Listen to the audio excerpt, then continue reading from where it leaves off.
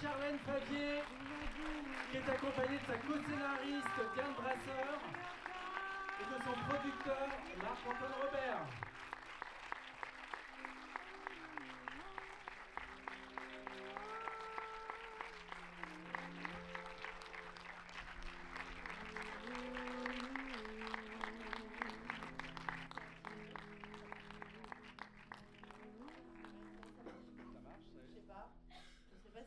On croit qu'on vous entend. C'est l'émotion. Bonsoir, bienvenue. Bonsoir. Merci pour votre film. Je l'ai précisé un peu en amont, mais ça fait du bien de voir du cinéma. Après Slalom, après La fille qu'on appelle, c'est votre troisième film, deuxième sortie en salle. J'avais une première question, parce que là, c'est encore un portrait de femme. Et pourquoi l'avoir choisi comme héroïne? J'ai dit en préambule qu'être une femme est un combat, est-ce que j'ai tort? Oula, c'est... non, bien sûr, être une femme est un peu un combat. C'est marrant, on en parlait avec Yann, on était en train de manger un petit bout avant la projection. J'ai parlé de complètement autre chose, mais ça rejoint ce que vous dites. On parlait de l'organisation avec nos enfants, de tout ça, et en tournage. Et on se disait, la charge mentale des femmes, ça nous coûte un fric fou de bosser, c'est hyper compliqué. On arrive pour le job, on est épuisé. Donc ouais, être une femme est un combat, même sur des trucs en fait assez simples du quotidien. Et voilà, et pour répondre à l'autre début de question, pourquoi, c'était un peu ça, pourquoi Oksana? Oksana, parce que je suis passée à côté quand elle est arrivée en France. Et quand on m'a parlé d'elle, je me suis dit comment c'est possible qu'une fille comme moi, qui suis assez quand même féministe, je suis pas militante moi, mais je suis féministe dans l'âme, grâce à ma maman, comment c'est possible que je n'ai pas connu, compris son histoire, cette histoire. Et donc j'ai commencé à me plonger dans le parcours d'Oksana et j'ai été littéralement possédée par elle. Alors, dans la vraie vie, elle s'appelle Oksana avec un K. Là, aujourd'hui, dans le film qui sort demain, elle s'appelle Oksana avec un X. Est-ce que c'est parce qu'il y a une part fictionnelle? Pourquoi vous avez changé son nom? Oui, je pense qu'il y a un peu une part fictionnelle. C'est hyper dur de faire un biopic parce que il faut s'extraire de tout le réel. Enfin, il faut en même temps respecter le réel, mais aussi s'en extraire pour trouver son propre point de vue en tant que cinéaste. J'ai rencontré beaucoup de ses amis intimes pour faire ce film et il y avait aussi, on respecte aussi les gens qui nous ont livré leurs paroles pour qu'on puisse mieux l'appréhender. Donc tout ça c'est lourd à porter, c'est pas évident et je pense que oui, en l'appelant Oksana avec un X, c'était une manière pour moi de faire un pas de côté et en même temps c'est aussi parce qu'il y a beaucoup de... les gens qui l'ont connue intimement, souvent ils écrivaient Ox avec OX dans leurs messages, dans leur, c'était un peu le surnom qu'elle avait pour ses intimes. Donc voilà, je pense que c'est un peu un mélange de tout ça. Et alors, le récit dès le départ, il était prévu de manière fractionnée. Vous l'avez donc coécrit avec Diane Brasseur. Comment ça s'est fait? Est-ce que c'était prévu dès le départ?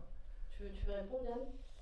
Alors, quand je suis arrivée moi, pour le projet, il y avait déjà une première version de scénario qui existait et dont j'étais pas complètement convaincue. Et c'est là qu'on m'a proposé de rentrer dans l'histoire avec mon parcours, moi, de script, c'est-à-dire que je m'occupe de la continuité sur un plateau et d'autrice, j'écris des romans.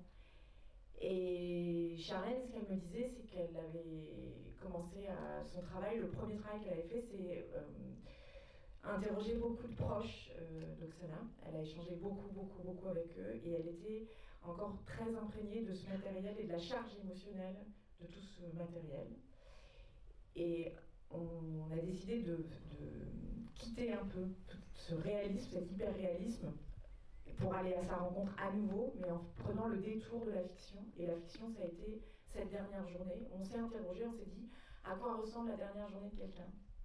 Et la toute première chose que je t'ai proposée, c'est ok, on raconte cette dernière journée, mais pourquoi ne pas pourquoi les souvenirs ne viendraient pas à rebours, c'est-à-dire on partirait de leur arrivée en France pour arriver jusqu'à la naissance des femelles. Moi je pensais complètement déstructurer ça. Et là, Charlène, toi, tu m'as dit non, j'ai pas envie parce que je veux qu'on soit dans l'émotion de la création de ce mouvement. Et il n'y aura pas d'émotion si on part dans l'autre sens. Et donc toute la difficulté a été d'imbriquer ces deux temps de narration qui sont à la fois une journée où on est très très proche d'un personnage, on le suit, on est avec, et en même temps pas une vie, mais toute la construction d'un mouvement, une rencontre et tout l'élan de ce mouvement jusqu'au crash d'arrivée de Paris. Et alors moi je raconte toujours ce petit truc de production, mais peut-être c'est parce que c'est intéressant, mais c'est qu'on avait des contraintes de production aussi dès l'écriture du scénario qui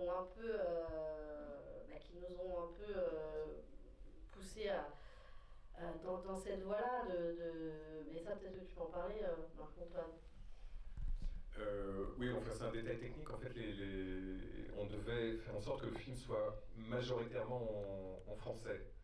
Et alors pour l'anecdote, c'est un casse-tête ce truc. Au début, on compte les mots dans le scénario, et à la fin, en fait, on doit les chronométrer. Et même si on a beaucoup plus de mots en français, ça ne veut pas dire que ça prend beaucoup plus de temps. Mais il fallait que l'histoire se passe en partie en France à Paris, pour cette raison-là, ce qui a créé une contrainte supplémentaire dont elles se sont très bien tirées. Alors comment vous, en tant que Française, vous avez dirigé des comédiens étrangers? Comment ça s'est fait? Vous parlez hyper simplement. Non, c'est vrai qu'il n'y a pas eu du tout. En fait, moi déjà, je voulais travailler avec des comédiennes ukrainiennes. Enfin, à aucun moment, je me suis dit, tiens, est-ce que par facilité, je travaillerais avec une comédienne française? Enfin, c'était très important pour moi qu'il y ait cette rencontre, que moi aussi je fasse cette rencontre avec l'Ukraine, avec cette culture, via les comédiennes du film. En plus, on n'a pas pu aller en Ukraine, parce que quand on a commencé à travailler sur le film, il y avait le Covid, et ensuite la Russie et l'Ukraine, on a dû changer nos plans. On pensait tourner en Ukraine, et finalement on a tourné en Hongrie. Mais à aucun moment on a baissé les bras, et on a poursuivi dans cette voie-là de tourner avec des comédiennes ukrainiennes. Et en fait, quand elles sont extraordinaires, ces filles-là. Et d'ailleurs, j'ai une pensée énorme pour elles, parce qu'elles sont toutes à Kiev.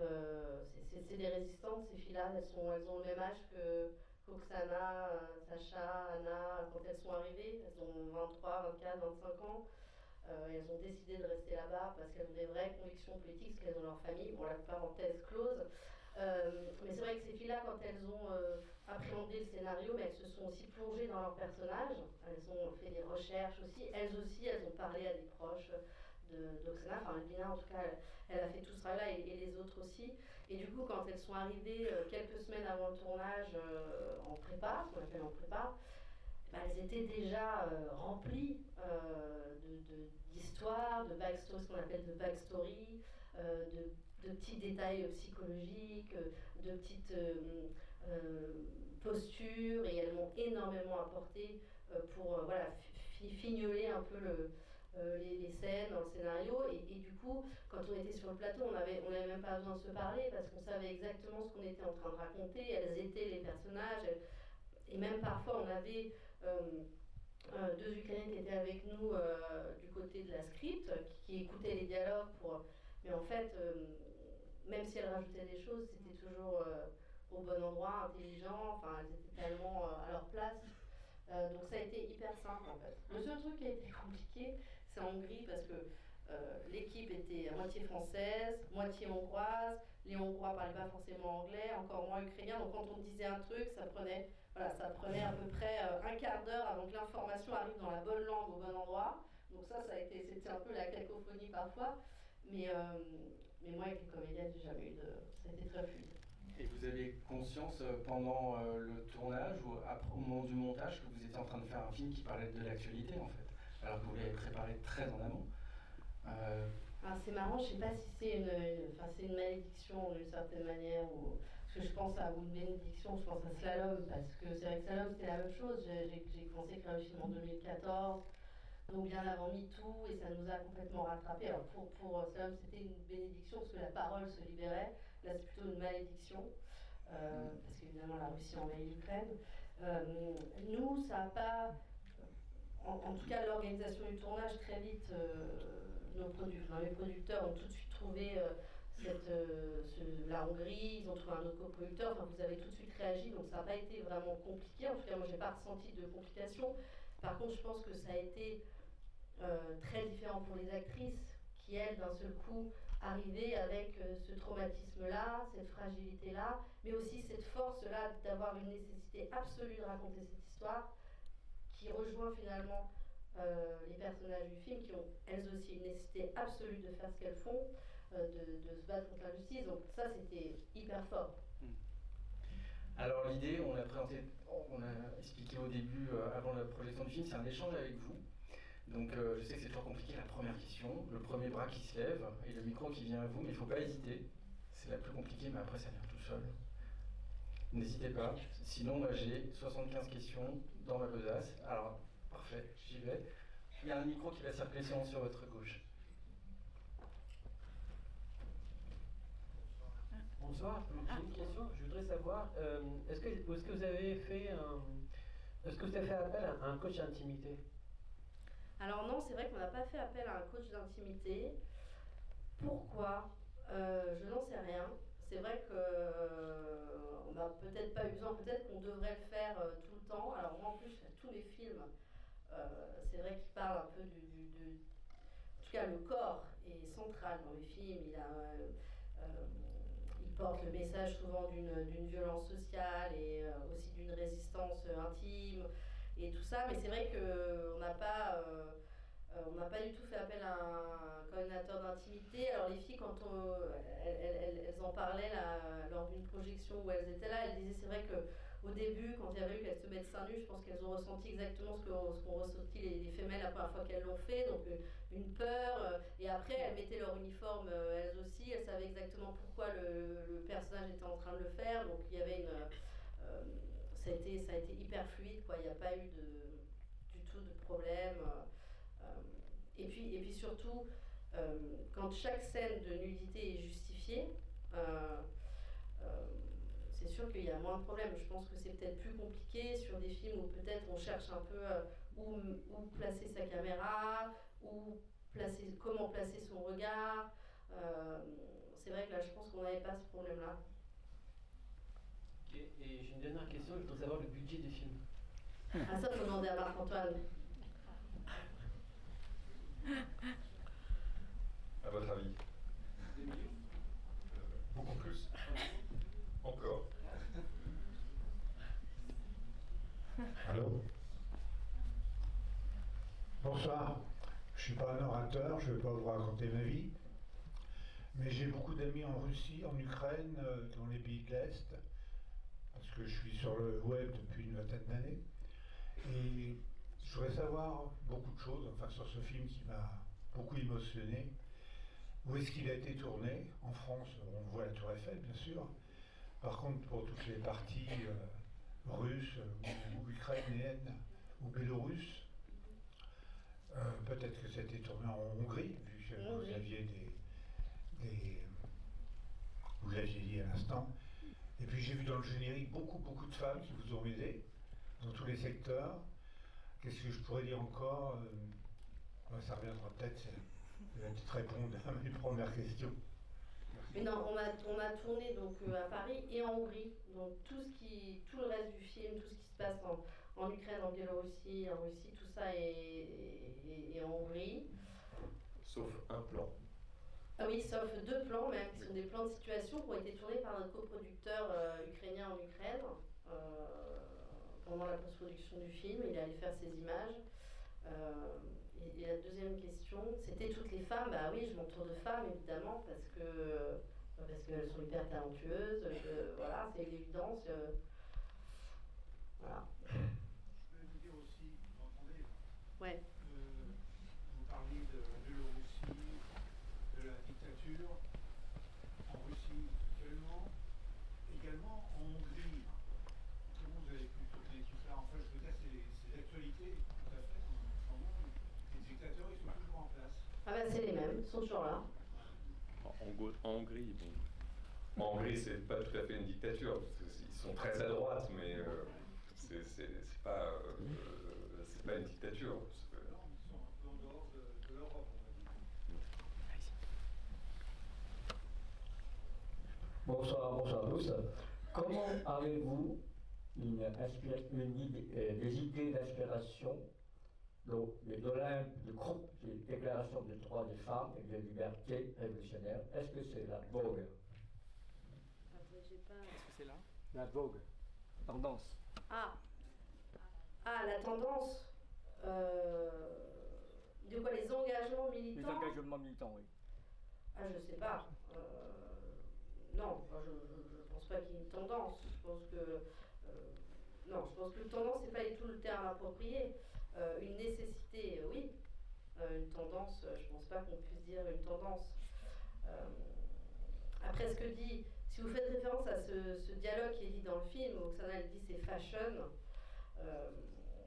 Là, elle parle de ce qu'elle est en train de vivre à un moment précis au sein du mouvement dont elle était à l'origine, qui est en train de prendre une tournure différente. Et elle, à ce moment-là, elle a ce ressenti-là, en effet. Mais attention, je pense qu'aujourd'hui, tous les mouvements militants, quels qu'ils soient, féministes, sont pas tendance, ils sont nécessaires, ils sont là parce qu'il faut qu'ils soient là. Et la société aujourd'hui, heureusement, même si elle est de plus en plus clivante, elle permet quand même à ce que les voix s'élèvent. Donc, voilà. Alors voilà, il y a toutes les mains qui se lèvent en même temps. On arrive à vous. Merci. Bonjour, merci beaucoup pour le film. Je voudrais savoir, est-ce qu'il va être distribué aux États-Unis, dans l'Amérique de Trump? Bah non, ils l'ont pas acheté en tout cas. Mais peut-être qu'on pourra lui envoyer en recommandé un petit DVD. Mais pour l'instant. Ni en tout cas, Russie. Hein. Ouais. Ni en Italie. Par contre, Roger, il m'a envoyé des nouvelles. Est-ce que la militante féminine Ina a aussi été mise au courant du film? Est-ce que Ina a été mise au courant du film? Oui, Ina s'est mise au courant du film. Elle a su qu'il y avait un film qui était en train de se faire sur Oksana. Et elle nous a envoyé un mail pendant qu'on était en train de préparer le film pour, comment dire, peut-être un peu pour nous dissuader de raconter certaines choses, mais bon, je pense que j'ai l'impression qu'Ina, elle avait du respect quand même pour Oksana, elles ont été compagnes de lutte, mais voilà, pour l'instant, je ne sais pas si elle a vu le film.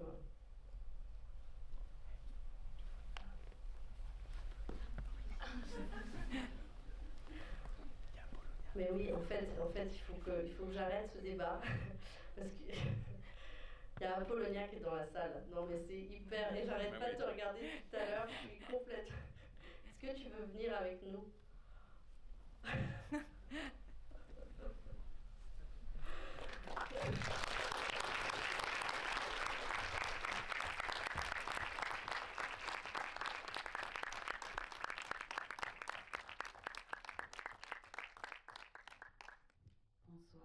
Bonsoir. Bravo. Oh, c'est trop gentil. Bonsoir. Tu viens de découvrir le film? Ouais, je viens de découvrir le film. Je m'attendais pas. C'est un petit piège que tu m'as tendu là. Non, je pouvais pas. Je te vois là dessus. Ben, félicitations pour ce travail incroyable que vous avez fait. Moi, je voulais savoir d'ailleurs, est-ce qu'il va être montré en Ukraine? Oui. Là, notre coproducteur ukrainien est en train de trouver un distributeur. Et on va sûrement faire une projection, si on y arrive, pour la maman d'Oksana en Ukraine, à Kiev. Elle a demandé à ce que le film soit projeté le 23 juillet. Alors, la maman qui est plutôt une maman dansante, très enfantine, très sexy, et là qui fait vraiment femme sérieuse, activiste, je sais pas si elle va se reconnaître. On verra. En tous les cas, moi je suis très émue là par le film. Je trouve ça un petit peu bizarre d'être là de ce côté du public, mais c'est vrai que effectivement les actrices sont venues auprès de moi dans mon atelier, mais aussi auprès des autres proches pour comprendre ce qui s'était passé. Et il y a plein d'histoires différentes autour d'Oksana et plein de vérités différentes aussi. Et c'est pour ça que ce film est fabuleux, parce qu'on sent ta patte, on sent que c'est un conte, comme tu disais, c'est une histoire possible. et je trouve ça assez élégant. Voilà, donc merci en tous les cas de lui rendre hommage, et s'il y a des gens voilà, qui voient le film et qui ne sont pas d'accord avec cette version, ben, ce que je pense en tous les cas au fond de mon cœur, c'est que ce film permet de discuter, de parler d'Oksana, de se souvenir d'elle, alors qu'on était en train de peut-être l'oublier un petit peu. Donc bravo et merci beaucoup.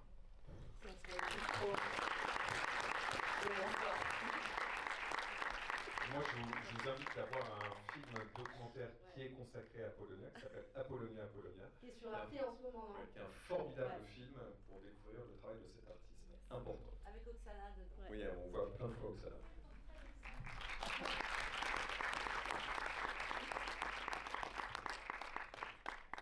Moi, j'avais 2 questions. La première, c'est est-ce que les tableaux qui sont utilisés, c'est les vrais tableaux? Ça, c'est la première question. Enfin, les icônes. Et la deuxième, c'est... je ne sais pas s'il y a une réponse, en fait, à cette question, mais comment, quand on a eu le courage d'affronter le pire, comment ce courage, il s'est éteint? Question difficile. Pour ce qui est de la première question, Florian Sanson, qui est le chef décorateur sur ce film, qui a fait un travail d'ailleurs incroyable, il est allé à la pêche au visuel des œuvres d'Oksana pour qu'on puisse faire des reproductions dans le film. Et on s'est rendu compte qu'en fait, il y en avait peu, des visuels déjà des photos en bonne définition, il y en avait peu, et que les œuvres étaient un peu dispatchées à droite à gauche. Que malheureusement personne n'était vraiment capable, là aussi il y a plusieurs histoires, mais personne n'était vraiment capable de nous dire voilà, les œuvres sont ici, donc malheureusement elles sont un peu éparpillées. Il a réussi quand même à se procurer comme il a pu, pas mal via internet, via Azad aussi, qui avait organisé une exposition d'Oksana, voilà, des photos, et il a pu reproduire les œuvres. Mais c'est vrai que malheureusement, il n'y a pas un catalogue qui a été fait en bonne et due forme, je ne sais pas Apollonia comment ça s'appelle, les catalogues des œuvres d'art, pour répertorier toutes les œuvres d'Oksana, malheureusement. Et ça, c'est quelque chose, je sais qu'Alain Margot, qui a fait ce documentaire Je suis féminin, qui a aussi un documentaire magnifique sur Oksana, il avait ce projet-là, il n'a pas pu aller au bout de ce projet. Mais voilà, donc ça c'est pour les œuvres. Et après, toi Apollonia, tu nous as prêté une œuvre, le fameux tableau d'Oksana avec les bras dans le plâtre, c'est celui-ci. Ouais. Le vrai tableau, il est dans le film, avec d'autres productions de tes œuvres qui ont été faites par la team déco. Et l'autre question, il faut me la reformuler là, parce que c'est sur le sujet du film. Oui. Oui. Peut-être, sûrement. Moi, je peux pas répondre à cette question parce que j'ai pas affronté le pire. J'ai pas vécu ce qu'a vécu Oksana. En tout cas, ce que je crois, c'est qu'elle était dans une quête de justice absolue et très très pure, et que ça consume de l'intérieur aussi. Et justement, pour répondre à ça, pour Charlène, c'était hyper important de terminer le film sur quelque chose de flamboyant, sur pas quelque chose qui s'éteint, au contraire, mais qui continue, une lumière, et d'où l'ouverture et la fermeture du film sur cette fête, la fête de Kupala. Et les dernières images qu'on a d'Oksana, ce sont celles-là. Moi, j'ai une question. Je connais assez mal le mouvement féminin, je me souviens que ça a beaucoup fait l'actualité il y a 10 ans, mais dans votre film, on a donc l'impression que le mouvement a un peu été dévoyé quand il a été créé en France. Qu'est-ce que vous en pensez? Est-ce que justement le message a changé quand il a été importé en France par INA, je crois? Et voilà, qu'est-ce que vous pensez, ou qu'est-ce que vous avez voulu dire en montrant aussi peut-être ce dévoiement, ou en tout cas dans les yeux d'Oksana? Bon, moi j'ai pas voulu faire un film sur la trahison, parce qu'on pourrait faire un film uniquement sur la trahison, mais moi je voulais faire un film sur Oksana, qui lui rende hommage, qui lui rende justice. Évidemment ça ne la définit pas. Par contre, ça fait partie de son chemin de vie, et comme je me place de son point de vue, je ne pouvais pas omettre la souffrance quand même qu'elle a ressentie que j'ai entendu à plusieurs reprises quand même de ses proches. Donc voilà, c'est important que ça soit là, mais de manière assez pudique quand même aussi, comme le reste d'ailleurs. Moi je pense, mais ce n'est que mon avis, donc c'est peut-être pas, c'est pas du tout une vérité, que peut-être quand elles sont arrivées en France, elles étaient quand même fragilisées par tout ce qu'elles avaient vécu, émotionnellement, physiquement. Je veux dire, quand on fait de la prison en Russie, quand on est torturé, même les actions, je veux dire, on est violenté, on se prend des pains, donc je pense qu'on arrive dans un état de stress post-traumatique quand même important. Et je pense qu'à ce moment-là, il y a aussi un instinct de survie et chacun prend un peu une voie différente en fonction de ce qu'il est, intimement. Et je pense que elles raisonnaient pas de la même façon toutes les trois. Je crois que ce qui différenciait peut-être, mais pareil, ce n'est que mon avis, Oksana et Ina par exemple, c'est qu'Oksana elle ressentait les choses avant de les intellectualiser. C'est une artiste, c'est émotionnel avant d'être pensé. Peut-être qu'Ina c'est plutôt intellectualisé et pas vraiment ressenti, mais peut-être que, et ça veut pas dire que c'est moins bien, c'est une autre façon de voir les choses, de voir la vie, de se positionner, voilà. Et je pense que ça a émergé de manière assez violente quand elles sont arrivées en France.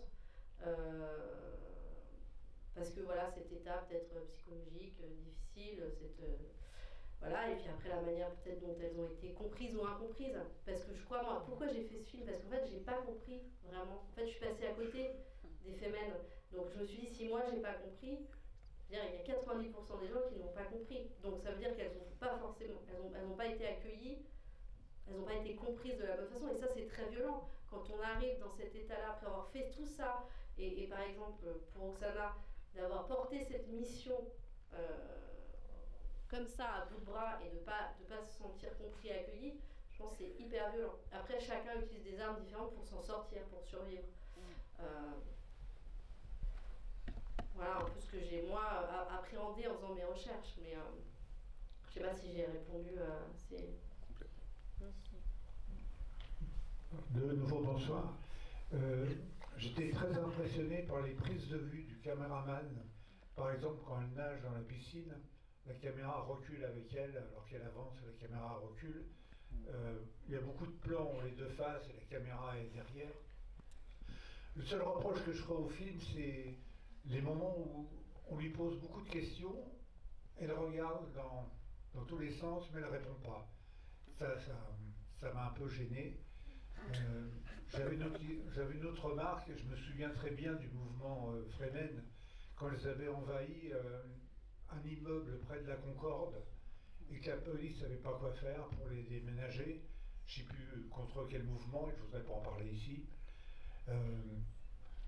Je suis très touché par votre film, c'est fantastique.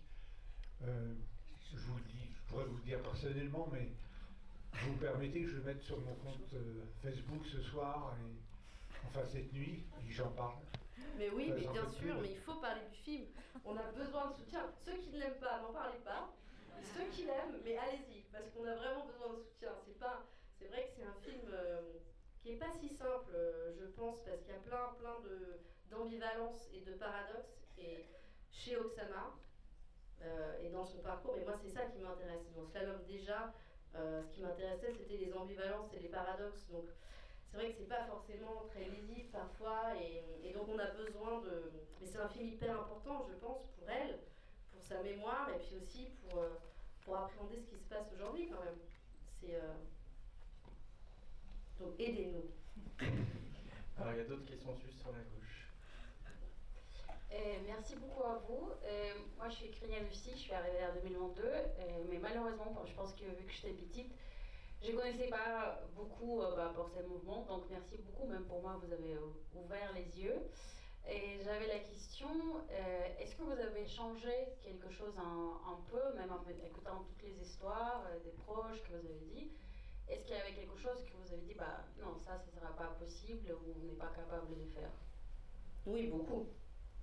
Parce que quand on fait un biopic, il faut enlever des choses, et c'est terrible. Donc il y a beaucoup de choses qui ne sont pas dans le film.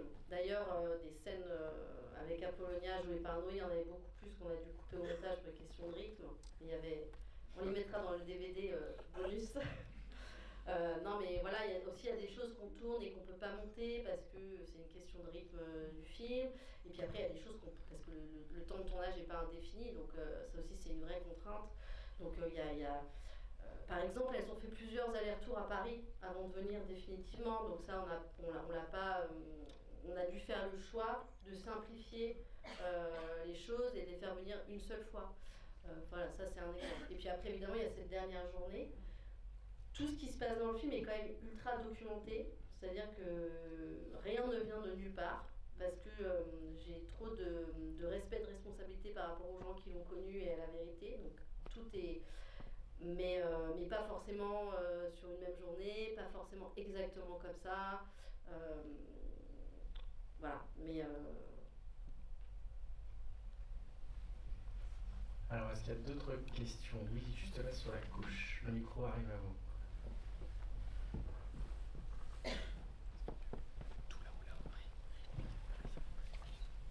Encore un très grand merci pour votre film, parce que effectivement moi non plus je ne connaissais pas très bien le mouvement féminin à part ce qu'on a pu regarder aux informations. Et donc de l'origine du nom jusque pourquoi de l'action seins nus, moi ça m'a beaucoup éclairé en tout cas, donc merci beaucoup pour ça, pour cet éclairage, pour ce film qui est très touchant et en tout cas qui respire la sincérité et le respect. Et ma question c'était, étant artiste moi-même, je voudrais savoir si on peut voir les œuvres d'Oksana quelque part. Et le portrait réalisé par vous, est-ce que le portrait d'Oksana, est-ce qu'on peut le voir aussi quelque part? Je passe le micro parce que toi en plus tu sais mieux les œuvres d'Oksana. Enfin, et en tout cas ton tableau. Bon, alors j'improvise. Malheureusement, c'est quelque chose d'assez récurrent quand il y a la mort d'un artiste ou d'une artiste.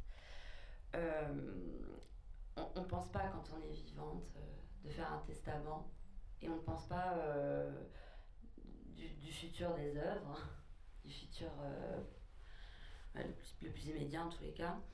Et donc les œuvres d'Oksana, pour l'instant elles sont cachées chez des gens, malheureusement on n'a pas réussi, moi j'ai pas réussi, ni d'autres proches, on n'a pas réussi à les faire entrer dans des musées Mais j'ai compris que c'est quelque chose qui arrive souvent en fait. Donc Oksana n'avait pas écrit ce qu'elle voulait, elle n'a pas écrit de testament, et donc c'est la famille écoute ce qu'ils ont envie d'écouter, et on ne sait pas trop où sont ses œuvres à ce moment-là, en ce moment. Donc, alors que mon tableau, je pense qu'il est dans ma galerie, dans les stockages, ou peut-être qu'il a été acheté par quelqu'un.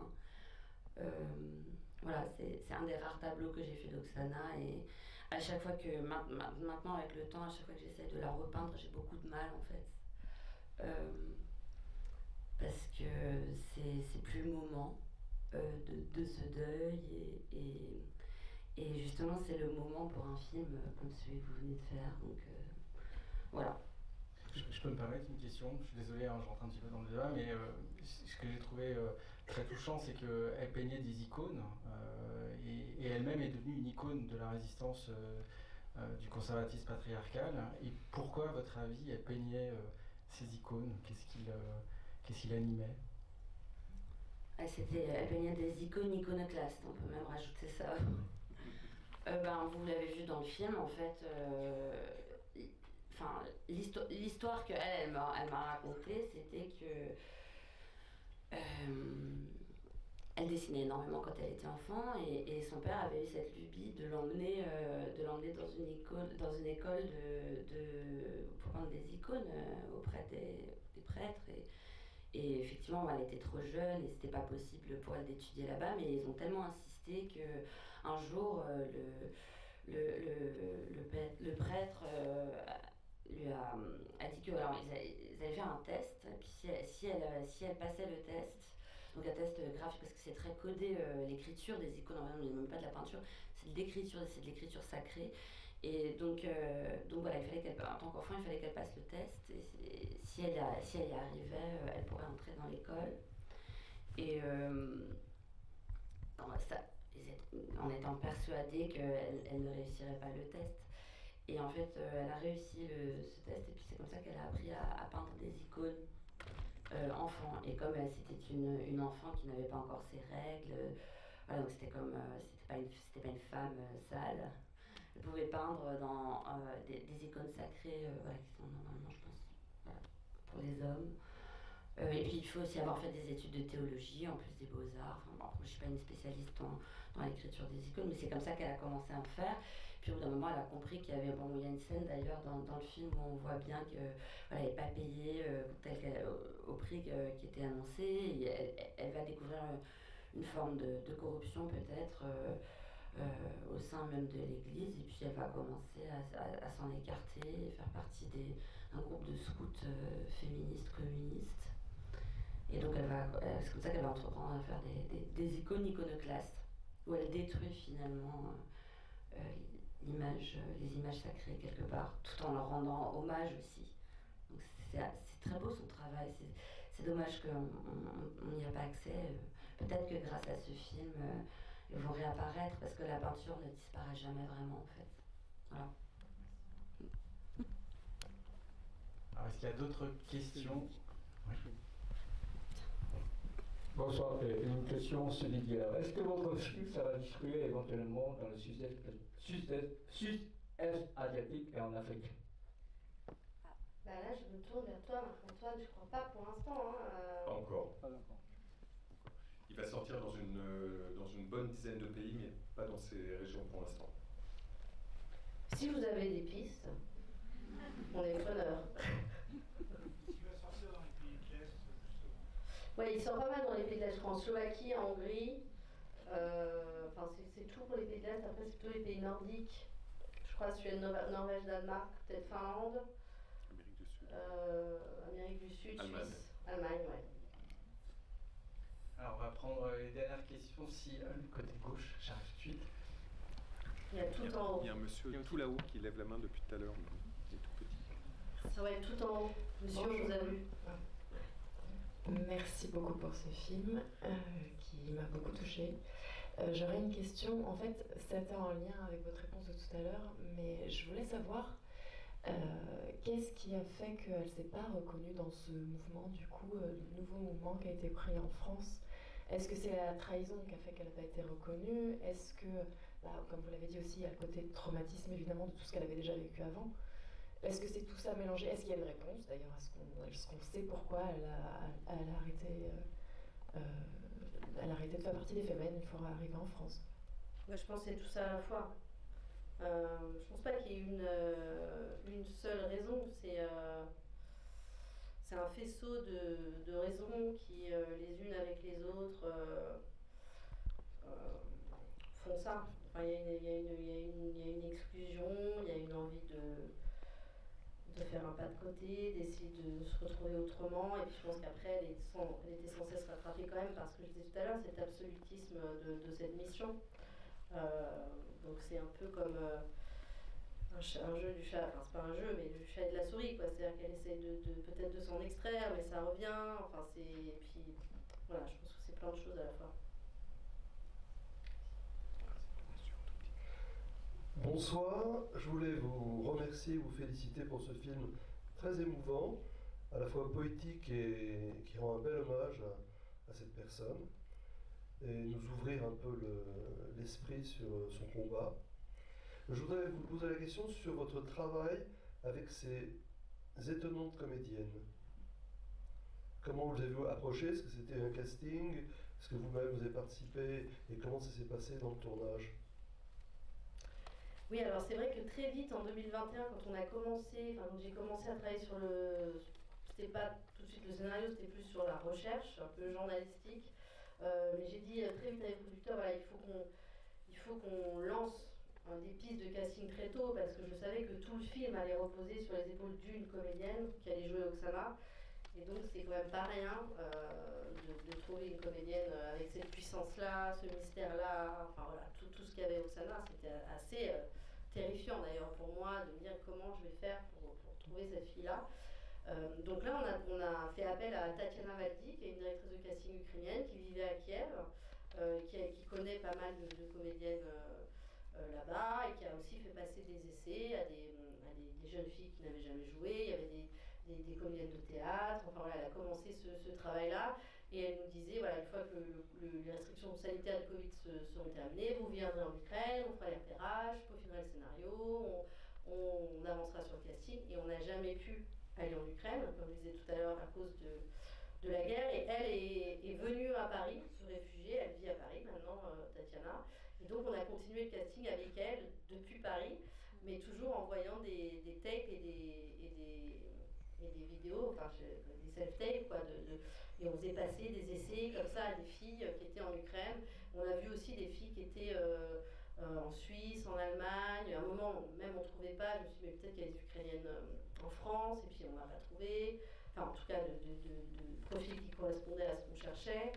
Et puis après, elle m'a dit, mais regarde quand même des essais qu'on a fait au tout début. J'ai vu Alfina. Et j'ai refait une impro avec elle, et là elle m'a complètement scotché. Je me souviens, j'étais derrière mon ordi, elle m'a vraiment émue, et je me suis dit là c'est dur quand même, en plus c'était les conditions, les coupures d'électricité, enfin c'était hyper compliqué. Mais j'ai suivi cette intuition-là, vous l'avez fait venir avec les autres filles, Lada et Oksana qui joue Anna. Et là, on a fait des essais caméra et ça a été une évidence, mais ça a été instantané, c'est-à-dire que c'était elle. C'était incroyable. Ouais, elle apporte à la fois un souffle et une mélancolie en même temps. C'est ça qui est assez fascinant dans son personnage. En tout cas, c'est une comédienne qui crève l'écran, c'est assez incroyable. On va prendre les dernières questions, s'il y en a dans la salle. Est-ce qu'il y a encore des bras qui se lèvent? J'arrive tout de suite.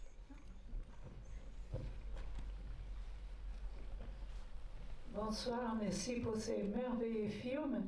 Une curiosité, c'est pourquoi vous avez fait le choix de ne pas montrer la photo de la vraie Oksana pour nous, au fin des films. Parce que là, ça nous reste cette curiosité de découvrir cette femme incroyable et vraie.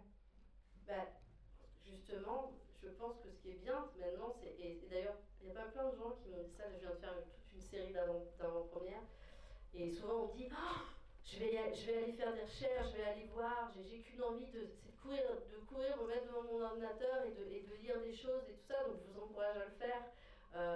Et si le film donne cette envie-là, ben c'est super, c'est ce que je voulais qu'il se passe, donc allez-y. Mais c'est vrai que vu la forme du film, moi je voulais rester dans cette Oksana-là, qui est aussi celle que moi j'ai rencontrée finalement en faisant ce film. Mais je vous encourage en tout cas à aller lire des choses, voir le documentaire d'Alain Margot, voir le documentaire de Léa Globe, ouais. Apollonia, voilà. Bonsoir, merci pour ce film très percutant. Alors du coup, moi c'est une question plutôt de production, mais vu que du coup je travaille un petit peu dans le cinéma et que j'essaye d'écrire aussi des films, comment est-ce qu'on produit un film féministe globalement? Comment est-ce qu'on séduit un producteur avec un projet qui peut être clivant pour la plupart des gens et qui on sait va créer du débat et pas forcément malheureusement autant de spectateurs qu'on aimerait? Bah là c'est l'inverse, c'est vrai que c'est Marc-Antoine qui m'a contacté après avoir vu Slalom pour me dire j'ai pensé à toi pour faire un film, peut-être si tu penses qu'il y a quelque chose à faire sur Oksana. Est-ce que tu connais Oksana? Et c'est en fait lui qui m'a fait découvrir Oksana. Et là je me suis dit mais je ne connais pas Oksana, c'est pas normal. J'ai commencé à chercher et j'ai été très vite fascinée par elle et voilà, et on est parti dans... Donc c'est vraiment toi qui es à l'origine du film. Et parfois bien que les hommes s'intéressent à ces thématiques.